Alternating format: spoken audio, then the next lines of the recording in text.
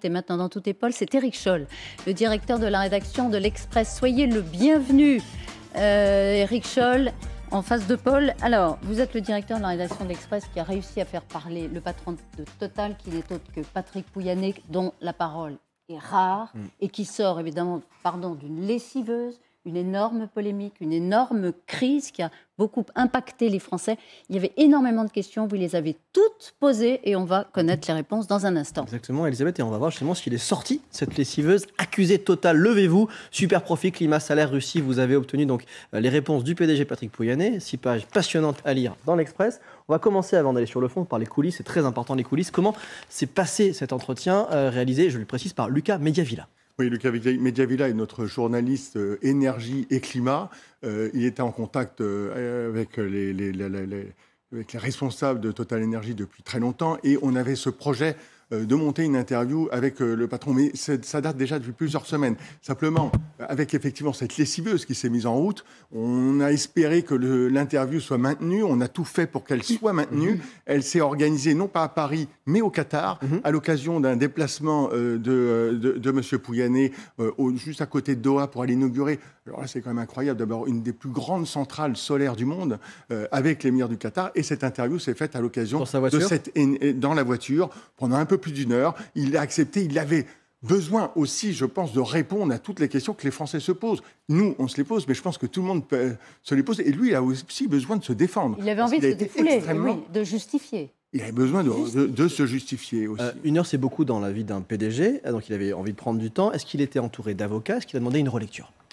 Il y a eu une relecture, mais en réalité, d'ailleurs, c'est une interview, ce qu'on appelle un format à l'anglaise, c'est-à-dire que c'est recontextualisé en permanence. C'est des citations, ces citations ont été relues par Patrick Pouyanné, mais en revanche, évidemment, l'ensemble du papier nous appartient, et en particulier la contextualisation. Ce qui nous semblait important, c'est d'apporter en permanence pour nos lecteurs le pourquoi et le comment de chacune des réponses apportées par le PDG. Avant d'aller sur le fond, on a quelques minutes pour en parler. Juste une dernière question sur le média, le médium. C'est intéressant qu'il ait choisi également votre presse écrite, la presse écrite. Il n'a pas envie de le dire face caméra.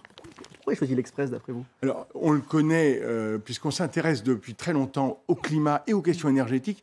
Je pense il nous fait crédit d'être sérieux sur ces domaines, dans ce domaine-là. Nous, notre idée, c'était pas non plus il fallait qu'il puisse pouvoir s'exprimer, mais il fallait aussi qu'on puisse répondre et donner ce contexte. C'était pas de lui dérouler un tapis rouge. C'est la règle du jeu, et je pense qu'elle a été respectée. Quand vous dites à l'anglais, c'est que c'est pas une interview question-réponse, question-réponse. Oui, bien sûr, vous l'avez dit, c'est des éléments de contextualisation. Oui. Voilà. Et qui est chapitré à chaque fois contextualisé.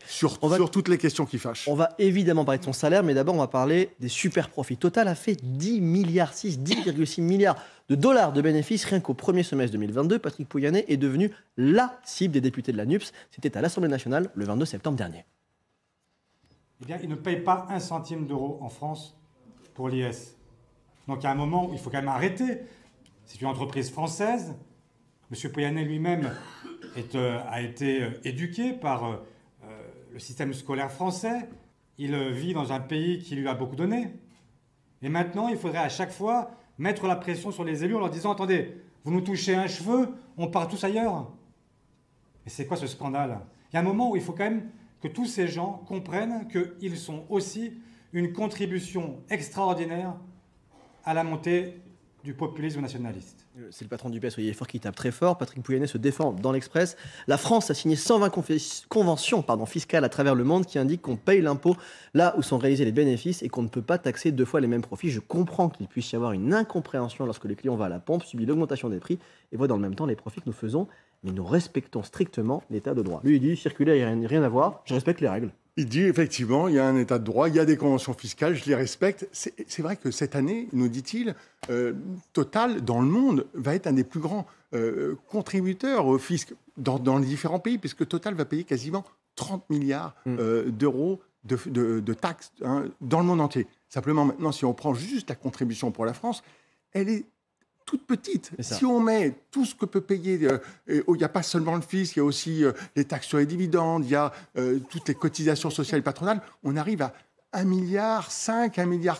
Donc c'est tout petit, évidemment. Alors on peut s'interroger. Simplement, il faut comprendre que la plupart des activités en France de Total sont déficitaires, de manière générale. Et c'est ce qui explique pourquoi l'IS est si faible, l'impôt sur les sociétés est si faible aujourd'hui en France. De quoi Patrick Pouyanné est le symbole, d'après vous, aujourd'hui? En ce moment, il est un symbole de beaucoup de choses. D'abord, un gros salaire, Oui. on va y revenir. Il est le symbole aussi d'une entreprise qui est finalement une entreprise qui est considérée comme sale aujourd'hui parce que c'est le fossile, donc c'est une entreprise presque d'hier, c'est le pétrole, c'est le gaz. Là-dessus aussi, il nous répond. Il est le symbole de cette grande multinationale qui travaille dans des pays pas toujours recommandables du point de vue des droits humains, du point de vue... Vous voyez, donc c'est un symbole. Et puis peut-être aussi un problème aussi de communication qu'il n'a pas entièrement résolu dans cette Il reconnaît entretien. d'ailleurs qu'il a une maladresse, mais il est amer.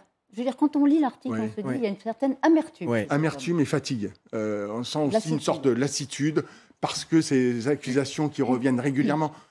N'oublions quand même pas que Total est quand même une des plus grandes entreprises françaises. Hein. C'est une entreprise qui a réalisé 200 milliards de chiffre d'affaires l'année dernière, qui emploie 35 000 personnes en France, 100 000 personnes dans le monde. Justement. Donc c'est quand même une grande entreprise et qui est au cœur des accusations. Et comme il nous le dit, on en a marre d'être jeté en pâture.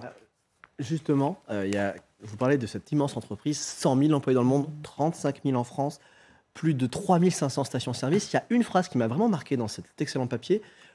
Aujourd'hui, dit donc le PDG de Total, nous investissons encore dans le pays. Est-ce que tout ça nous invite, nous, à continuer? Je n'en suis pas convaincu. Un député m'a demandé pourquoi nous investissons encore dans le raffinage en France. Parfois, on se le demande nous-mêmes. C'est pas du chantage, ça? C'est une sorte de petite provocation qui vient aussi dans cet climat de lassitude.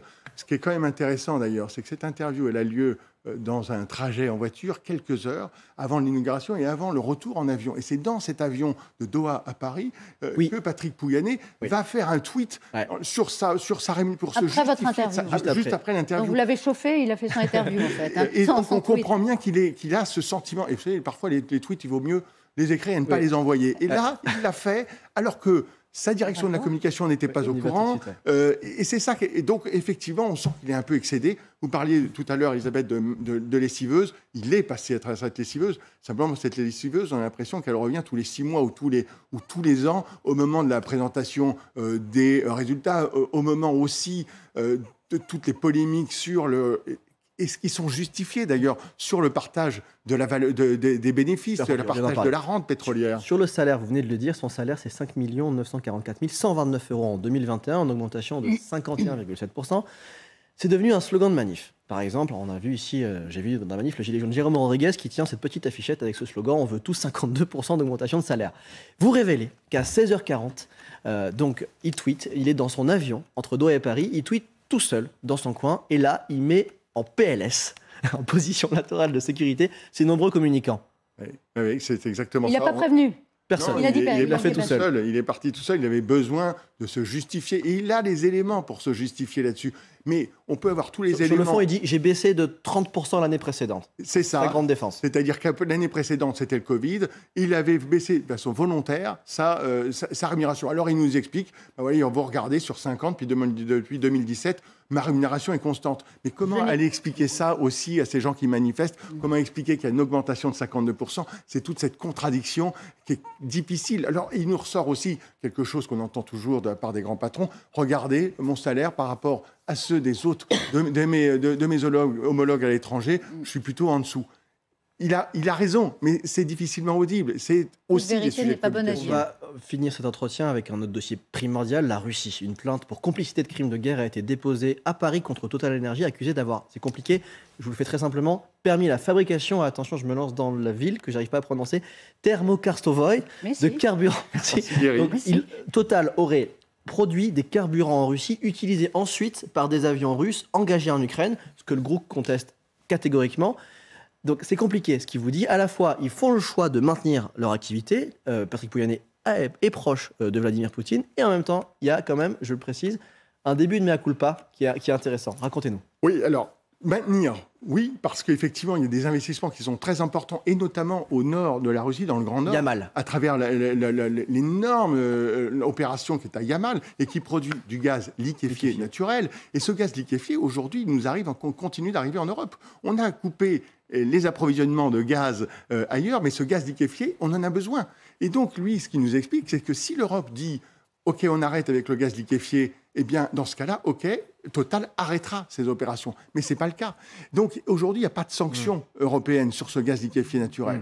Et donc, lui, s'il prenait même le risque de dire on arrête nos opérations là-bas, il se mettrait en faute vis-à-vis des contrats qui le lient aux autorités russes. Et il nous dit que ça ferait des pénalités qui pourraient atteindre plusieurs dizaines de milliards d'euros. Il est droit dans ses bottes, tout l'entretien.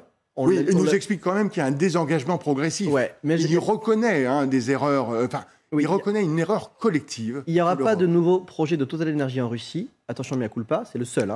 Je considère que dans la vie des affaires, on a le droit de faire une erreur. Nous avons investi en Russie en croyant contribuer à la paix par le commerce. Il y a là une erreur, 2 fois, erreur collective qu'il ne faut pas répéter. C'est le seul moment où, dans cet entretien, il se remet en question.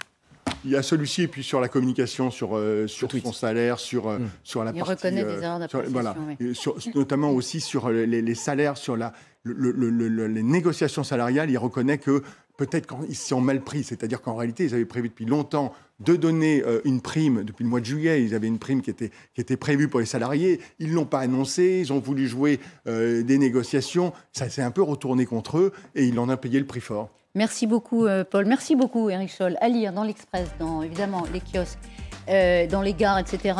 C'est une sacrée personnalité. Il tient tête. Il oppose la rationalité à ce qui se passe. Or, ça ne suffit plus aujourd'hui, on le sait, pour avoir raison aux yeux de l'opinion. Donc, c'est compliqué pour lui. C'est un PDG pas comme les autres. Merci à vous. À retrouver demain cet entretien passionnant. Dans quelques instants, 450 € de prime pour simplement venir travailler. Ça se passe comme ça à la RATP pour les conducteurs. Pas si simple, nous dira Claire Fournier.